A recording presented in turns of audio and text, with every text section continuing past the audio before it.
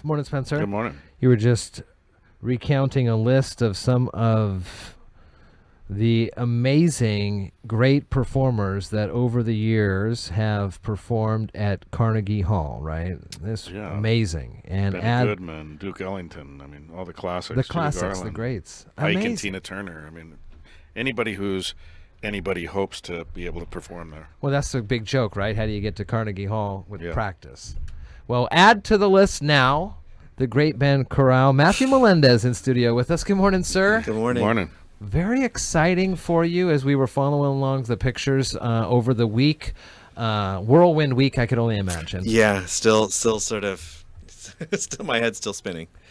We get to New York City, head off to the Today Show. Looks a little rainy there. It was. We had gorgeous weather in New York the entire time we were there, except the morning we were at the Today Show. And you're standing outside. But we had fun. I brought my rain slicker back. I'm going to show up with it sometime this weekend. That big orange thing that says Today Show. Do they just hand those out to everybody? They do. Oh, that's they do. Nice. We had a really nice time though with the hosts. It was there in the interns and everything. They just could not have been more gracious. That's wonderful. Yeah. Awesome. You guys got into a little trouble singing at the Statue of Liberty here. What was that about? We did. Well, there's the brand new beautiful museum, and we the second movement of the work we sang sets the words to the Emma Lazarus poem that's at the base of the statue. So we thought, it'd be fun to get a little social media clip there. And there's this where the original torch for the Statue of Liberty is. They've built this big glass cube. So I spotted that. I was like, ooh, that's going to be really great acoustic to sing in. And we rushed in. We got in a corner. We got a great clip. But then it was hilarious. This park ranger comes up and goes, "You're not supposed to do that." Oh my God, that was really, really beautiful. But are you done? But please, yes, we're done. It's like, oh God, great. It was like an off-limits area or something? Or what no, was it wasn't. It was just, I can understand they have policies about. They don't want like you and me singing there. Exactly. Off key. If they let somebody do it, they'll have to let I'm sure it was a everybody. policy about some sort of demonstration or sort of, Sure.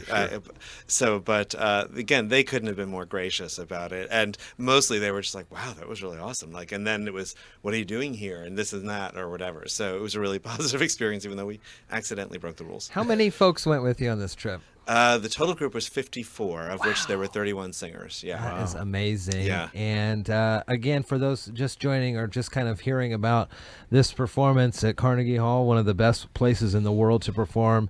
Give us the overview of the journey from beginning to performance on Friday.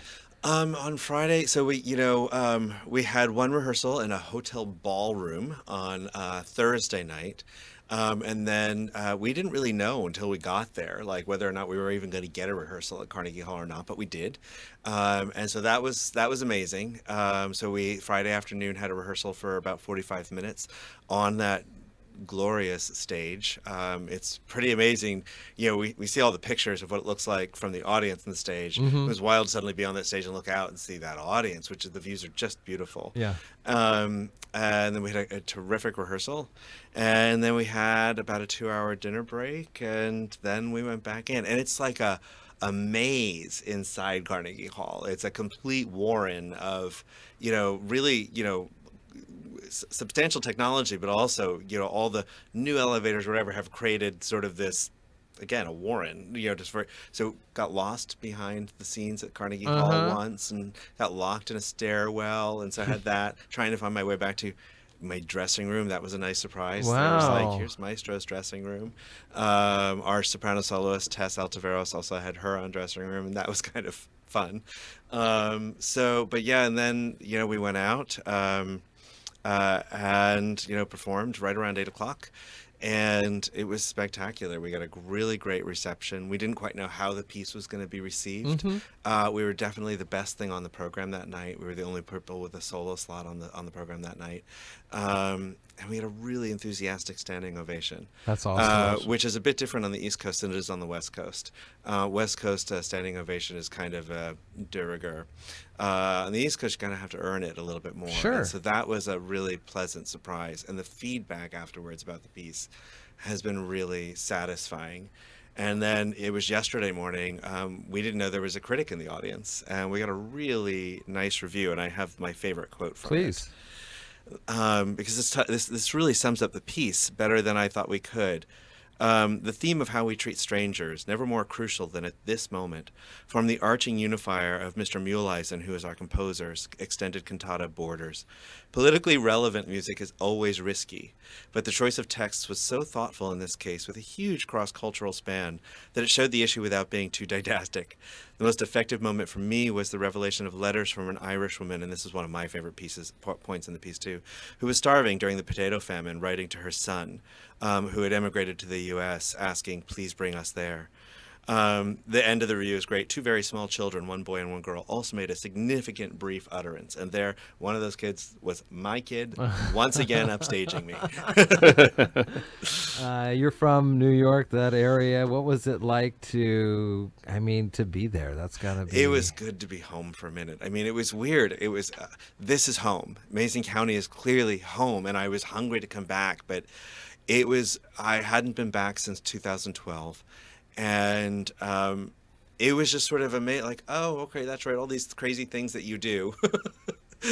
They're like everybody else around here. That sort of makes sense.